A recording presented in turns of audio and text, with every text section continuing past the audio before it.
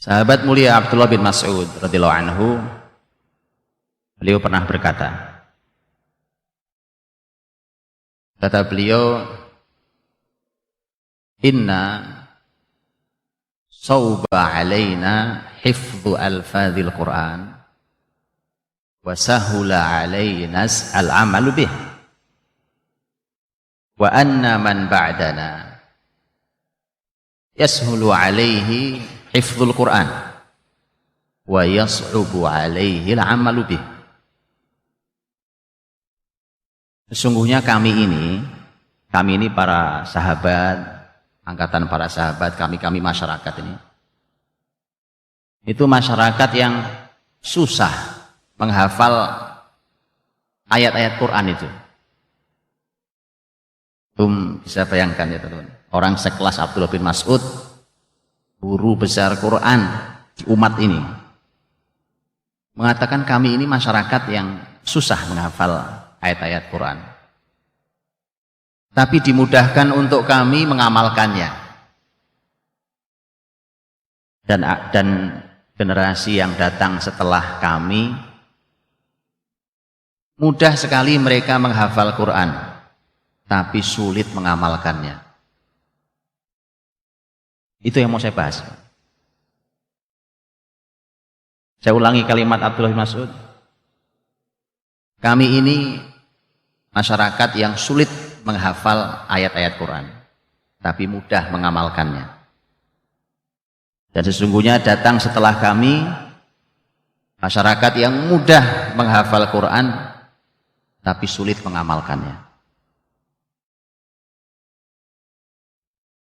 Ini tamparan keras dari Abdullah bin Mas'ud radhiyallahu anhu. Hadirin, Kufah akhirnya nanti menjadi salah satu pusat peradaban dunia dalam bidang ilmu. Sejak dimulai oleh Abdullah bin Mas'ud radhiyallahu anhu. Kan itu Persia dulunya.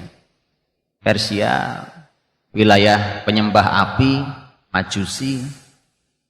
Tetapi dengan Abdullah bin Mas'ud dikirim oleh Umar bin Khattab radhiyallahu anhu, kemudian menjadi pusat peradaban ilmu. Bahkan kita tahu salah satu mercusuar ilmu Kufah adalah Imam Abu Hanifah rahimahullah ta'ala. Dari sahabat turun ke tabi'in, nanti ilmu itu berkumpul di seorang Imam Abu Hanifah. Jadi gak sembarang. Maka saya minta ke teman-teman kalau bicara tentang ulama, mbok ya punya adab. Yang punya adab kan. Ya, seorang Imam Abu Hanifah gak sembarang orang. Bahwa beliau beristihad itu istihad beliau. Tapi tidak sembarang orang dia itu. Gak semudah yang kita bayangkan. Gak semudah yang kita katakan hari ini. Dengan kalimat yang patah, yang tidak bermakna. Ini ulama besar. Karena itulah teman-teman rahmati Allah, sahabat mulia Abdullah bin Mas'ud sudah mengingatkan kita tentang generasi. Jadi pembahasannya bukan lagi Quran atau bukan Quran, bukan, sudah lewat itu. Baik, sudah lewat. Pembahasannya kita sepakat Quran. Yuk kita didik generasi dengan Quran. Cuma dahulu para sahabat itu, pengakuan Abdullah bin Mas'ud radhiyallahu anhu, sulit menghafal Quran. Baca ayat begitu susah ngafalnya, Pak. Dan nampaknya generasi ini hari ini di kita, Masya Allah, menghafal Quran mudah sekali. Kalau Abdullah bin Mas'ud kan orang Arab, Al-Hudhali, beliau harusnya lebih mudah menghafal Quran karena orang Arab. Bayangkan di kita, ini mukjizat Quran. Di kita berbicara tidak dengan bahasa Arab. Bahasa kita bukan bahasa Arab. Mata kita ini terbiasa kalau buka buku dari kiri ke kanan. Sementara Quran, mushaf buka dari kanan ke kiri. Itu sudah beda. Di mata juga sudah beda. Segitunya. Seperti itu pun ternyata hari ini, Masya Allah, anak kecil-kecil di kita sudah hafal Quran. Mudah sekali. Program menghafal Quran hari ini bukan lagi tahunan, bahkan tidak lagi bulanan. Hitungannya sudah hari. Sekian hari hafal Quran 30 juz. Ajaib. Itu yang disampaikan Abdullah bin Mas'ud radhiyallahu anhu.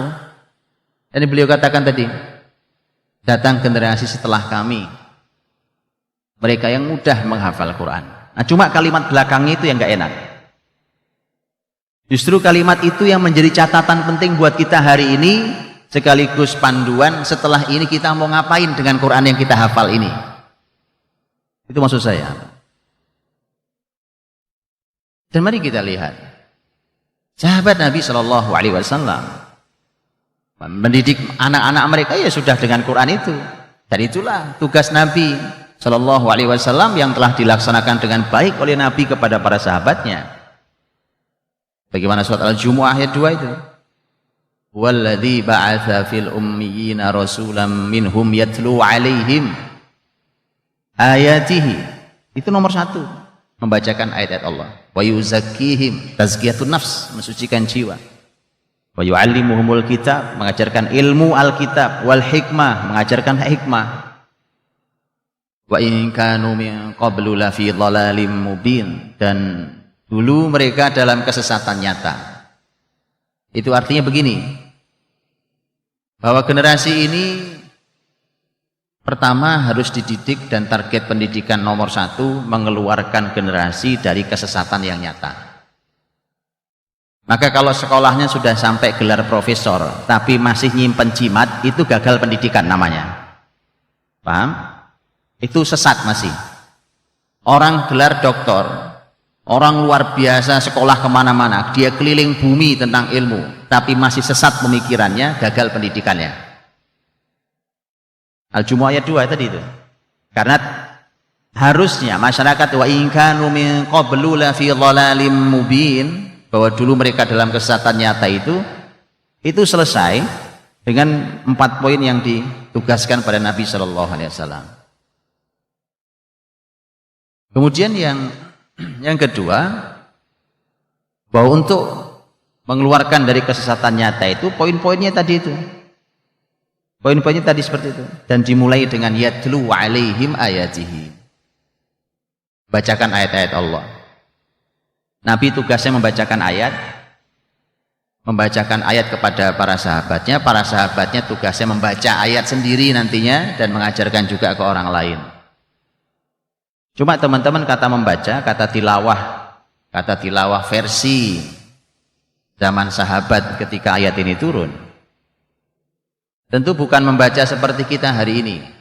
Kalau kita membaca ya buka mushafnya atau buka aplikasi, ya buka mushaf di aplikasi atau apapun, tapi jelas baca, itu namanya membaca. Zaman dulu para sahabat apa yang dibaca? Apa yang dibaca?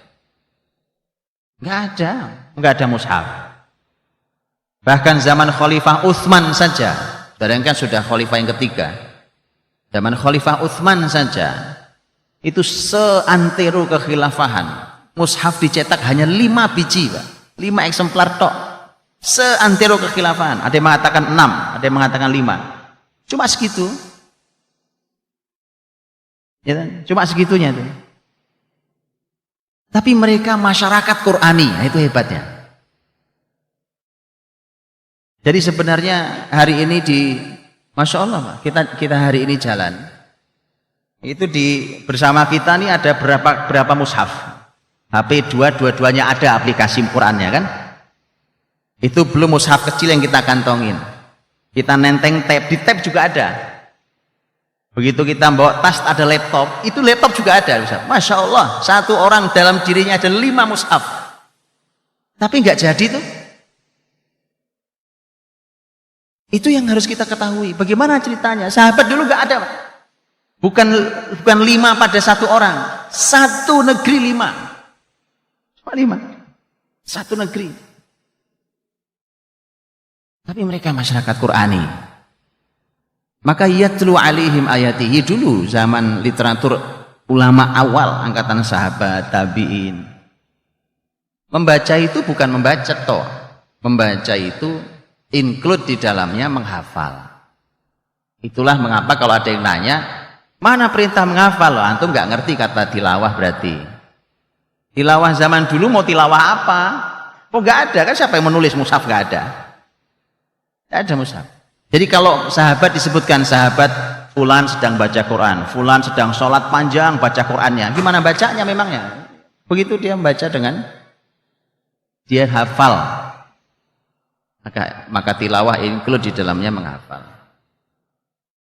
Nah, yatlu alaihim ayatihi wa yuzakkihim, karena memang setelah tilawah itu harus segera berpindah pada proses berikutnya apa? Bahwa proses berikutnya memang harus mensucikan jiwa. Nah, inilah PR, disinilah putusnya kita hari ini. Putusnya bahwa Quran ternyata tidak berfungsi pada tazkiyatun nafs. Tidak berfungsi pada persisian jiwa. Maka ketika Abdullah bin Mas'ud radhiyallahu anhu menyampaikan itu dan beliau mengatakan bahwa kami kok sulit menghafal Qur'annya tapi mudah mengamalkannya, itu bukan berarti mereka nggak hafal Qur'an, wah jangan salah. Itu para penghafal Qur'an semua. Tapi itulah yang beliau rasakan dengan generasi setelahnya. Maka hadirin jangan putus bahwa hari ini dilanjutkan menghafal Qur'annya, membaca Qur'annya, tapi kemudian setelah itu ada PR mengamalkannya. Kalimat itu sebenarnya sudah sering kita dengar. Tapi bagaimana Quran itu hadir menjadi sesuatu yang diamalkan, nah ini yang mau kita sampaikan. Dalam Musnad Ahmad diriwayatkan tentang kisah ajaib. Ini kalau bukan karena ada riwayatnya kita nggak percaya dengan kisah itu. Di mana Rasulullah Shallallahu Alaihi Wasallam dan para sahabat selepas perjalanan jihad mereka, kemudian mereka istirahat di sebuah lembah. Beristirahat di sebuah lembah itu, Nabi sering istirahat kalau pulang jihad di sebuah lembah, Pak. Itu karena lebih terlindung, karena ketahuan Nabi mudah. Kemudian Nabi meminta agar ada yang menjaga malam hari karena semua akan istirahat, 2 orang diminta untuk menjaga. Maka berjaga-jagalah 2 orang sahabat, Abbad bin Bishr dan Ammar bin Yasir. Jaga, tugasnya malam itu jaga. Semua istirahat, termasuk Rasul istirahat, 2 orang menjaga. Begitu berjaga-jaga 2 orang itu, mereka berbincang, siapa yang jaga duluan? Daripada nanti ngantuk dua-duanya, melek dua-duanya, ngantuk dua-duanya. Sekarang siapa yang menjaga duluan? Maka mereka sepakat bergantian. Nanti kalau sudah selesai tugasnya mulai ngantuk, bangunkan yang satu. Begitu. Abbad bin Bishr ketika berjaga, ketika beliau menjaga dan Ammar bin Yasir tidur, karena sendiri di lembah sepi, maka Abbad berpikir, alah saya isi dengan ibadah saja sendiri, Pak. Maka mulailah dia sholat. Dia nikmati malam itu di lembah sepi, gak ada suara. Sedang dia khusyuk-khusyuknya sholat, membaca ayat panjang, dia nikmati. Ternyata ada musuh mengintai, Pak. Nah ini musuh mengintai. Dilihat ada muslim yang sedang sholat, dipanah, Pak. Nancap panah dicabut saat beliau sholat, diteletakkan. Gak kebayang itu kayak nyabut panah, kayak nyabut apaan. Cabut panahnya, diletakkan, darah mulai muncrat. Dia lanjutkan sholatnya, dipanah lagi, kena lagi sholat, kena lagi, cabut lagi, letakkan lagi, darah keluar. Panah lagi, cabut lagi, letakkan lagi. Itu enggak diberhentikan, sholat. Maka ketika darah sudah keluar dan sudah menggenang di mana-mana darahnya itu, saat itulah dia membangunkan. Betapa kagetnya. Kenapa tidak dari tadi kau bangunkan? Keadaan sudah seperti itu. Ketika keadaan seperti itu ditanya kenapa tidak bangunkan, dia mengatakan, Sesungguhnya saya tidak suka memotong kenikmatan saya bersama Quran. Panah-panah lah gitu ya. Tapi saya tidak suka memotong kenikmatan saya bersama Quran. Ini cuma contoh. Begitu sahabat itu. Sama Quran itu sampai begitunya. Makanya nggak masuk hari ini. Kalau orang ngafal Quran, ya kan, cuma pengen lomba tahfidz sana sini, musabaqah tilawatil Quran, musabaqah hifdzil Quran, musabaqah levelnya kota, provinsi, nasional, internasional, ujungnya hadiahnya umroh. Bukan tidak boleh, saya tidak bicara itu hukumnya haram, itu hukum lain ceritanya. Saya cuma ingin sampaikan hati-hati, Pak. Generasi dengan keadaan seperti hari ini. Apalagi kalau lomba itu harus masuk ke media. Masuk ke media, Pak. Saya lebih khawatir lagi. Jujur saya mohon maaf, saya lebih khawatir lagi. Masuk ke TV nasional. Anak kecil-kecil tuh izinkan saya agak berbeda dengan mungkin hadirin. Pertama, saya ngerti TV, itu pertama. Kalau Bapak Ibu nggak tahu nanti saya kabari. Kayak apa dalamnya TV, Pak. Betapa ruwetnya kabel di dalam TV itu ya. Nanti saya tunjukkan. Kalau tidak tahu saya beritahu nanti Pak kapan-kapan. Ya. Kemudian generasi yang baru tunas ini, baru tumbuh tunas ini. Mengerikan ketika bergeser visi dan niatnya. Mengerikan ketika mereka disibukkan dengan gebiar keterkenalan. Keterkenalan itu sebuah fitnah sendiri. Ya. Jadi sudahlah. Allah ya Allah.